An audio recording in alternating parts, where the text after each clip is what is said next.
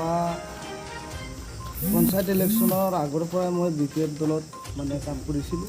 কিন্তু আমাৰ 28 নং গোসাইগাঁও বিধানসভা সমষ্টিৰ প্ৰয়াত বিধায়ক নাগেন্দ্ৰ নাৰ্জাৰী চাহাবৰ মোক খুব মানে ক্ল'জ আছিলে। তেখেতৰ নেতৃত্বত মই BPFত গৈছিলোঁ আৰু মই যথেষ্টখিনি সহায় কৰিছোঁ। কিন্তু তেওঁ BPF দলত মানে যিবিলাক মানুহৰ যেনেকুৱা দক্ষতা, সেই দক্ষতা অনুযায়ী তেওঁলোকে যিটো কাৰ্যনিৰ্বাহ দিয়াটো তেওঁলোকে কেতিয়াও দিয়া নাছিল।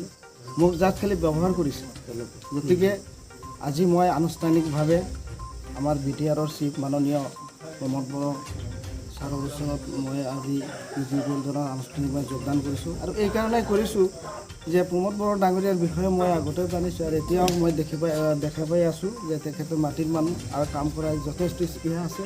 আৰু BTRত তেখেতৰ নিচিনা এজন যুৱ নেতাৰ দৰকাৰ। সেইকাৰণে তেওঁৰ হাতখন মজবুত কৰাৰ কাৰণে মই আজি আনুষ্ঠানিকভাৱে BPF দলত ত্যাগ কৰি আজি আমি UPPL দলত যোগদান কৰিছোঁ। BPF দলত কি পৰ্টফলিঅ' আছে? মোক তেওঁলোকে কোনো পৰ্টফলিঅ' দিয়া নাছিল। তেওঁ দিম বুলি কৈছিলে। চেণ্ট্ৰেল কমিটিত যেতিয়া মেল মিটিং হৈছিলে, য'ত মোক প্ৰয়োজন কৰিছিলে, দৰকাৰ হৈছিলে, তাতে মোক লৈ গৈছে।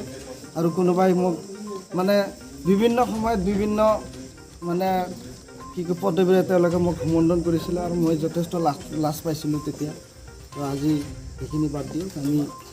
মোৰ আজি যিটো মনৰ আশা যাতে আমি UPPL দলত যোগদান কৰিবলৈ সেইখিনি পূৰণ কৰিব পাৰোঁ। ৰাইজৰ কাৰণে যাতে আমি পূৰ্ণোদ্যমে কাম কৰিব পাৰোঁ, একদম হাৰ্ড এণ্ড চ'ল কাম কৰিব পাৰোঁ, এইখিনি তেওঁলোকে ধন্যবাদ যাচিছোঁ। UPPL জিন্দাবাদ। আনোৱাৰ হোসেন ডাঙৰীয়াক আমি আদৰণি জনাইছোঁ। তেখেতে আমাৰ BTR অঞ্চলৰ ৰাজনীতিক এটা সুস্থিৰতা বিচাৰি মূল্যবোধৰ এটা ৰাজনীতি আশা কৰি UPPL দলত আহিছে। আৰু তেখেতৰ দীঘলীয়া সময় ছাত্ৰ সংগঠনৰ লগত তেখেতে নেতৃত্ব দি আহিছিলে। আৰু মাজতে তেখেতে কৈছে কি BPF দলক তেখেতে সহায় কৰিছিলে।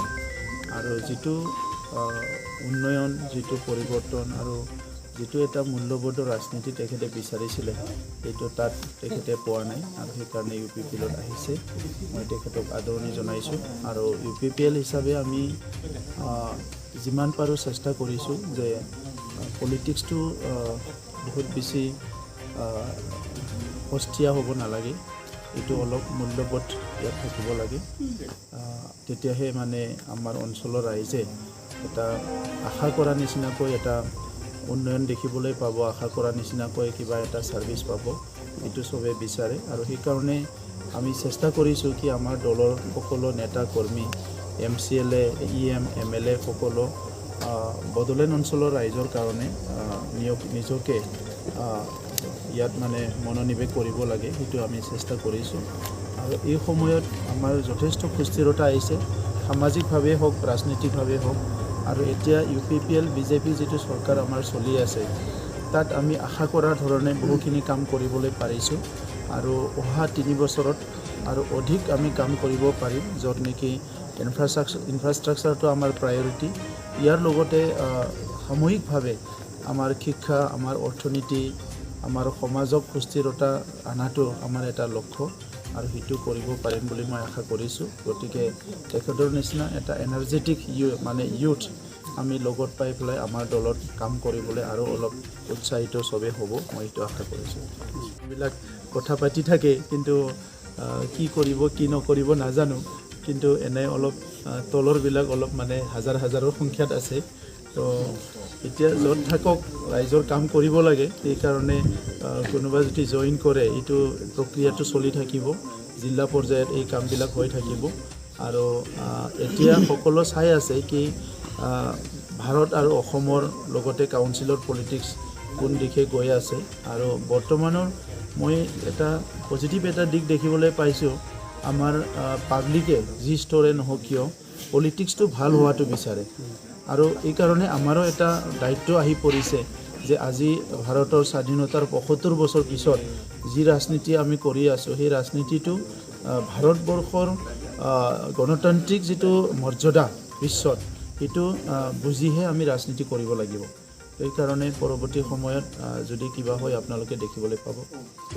নিৰ্বাচন বুলি কিবা চিন্তা চৰ্চা কৰিছে নেকি?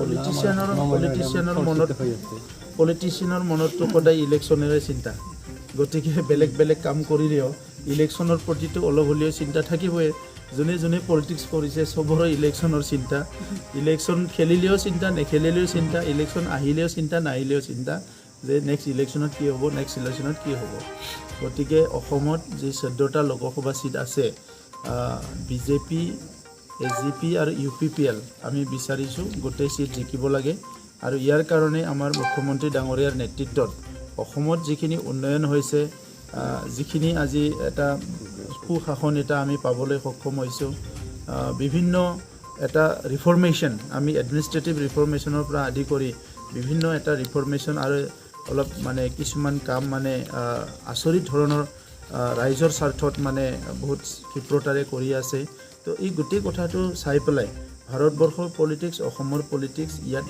আজি ৰাইজে আমি মানে ৰাইজক মানে এগেইন মানে কোনো এপ্ৰ'চ কৰিব নালাগে মই ভাবোঁ যে ৰাইজে অলৰেডি কনভিন্স তো সেইকাৰণে লোকসভা ইলেকশ্যনত সাংঘাতিকভাৱে আমি কিবা এটা চিন্তা কৰিব লাগে কিবা এটা পলিটিক্স কৰিব লাগে ষ্ট্ৰেটেজি কৰিব লাগে এইটো নাপাব ৰাইজে ৰখি আছে যেতিয়া ইলেকশ্যন আহিব এই মিত্ৰজোঁটকে ভোট দিব